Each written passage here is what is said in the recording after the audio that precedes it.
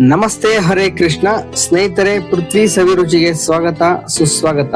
ಬನ್ನಿ ಸ್ನೇಹಿತರೆ, ಓಂ ಪುಡಿ ಮಸಾಲ ಯಾವ ತರ ಮಾಡೋದು ನೋಡೋಣ. ಮೊದಲಿಗೆ ಓಂ ಪುಡಿ, ಖಾರ ಬೂಂದಿ, ಟೊಮೆಟೊ, ಈರುಳ್ಳಿ, ಕ್ಯಾರೆಟ್, ಕೊತ್ತಂಬರಿ ಹಚ್ಚಿರೋದು, ಉಪ್ಪು, ನಿಂಬೆಹಣ್ಣು, ಸ್ವೀಟ್ ಚಟ್ನಿ, ಖಾರ ಚಟ್ನಿ.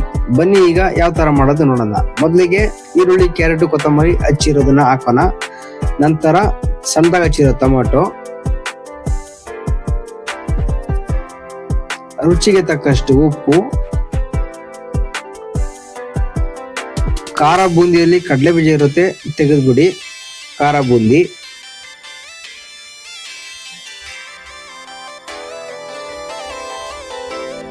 ಲೈಲನ್ ಸೇವ್ ಹಾಕಿದರೆ ರುಚಿಯಾದ ಓಂ ಪುಡಿ ಮಸಾಲ ರೆಡಿ. ಇದರ ಪೂರ್ತಿ ವಿಡಿಯೋ ಬೇಕಂದ್ರೆ ಯೂಟ್ಯೂಬ್ ಅಲ್ಲಿ ಪೃಥ್ವಿ ಸವಿರುಚಿ ಎಂದು ಸರ್ಚ್ ಮಾಡಿ. ನಮಸ್ತೆ.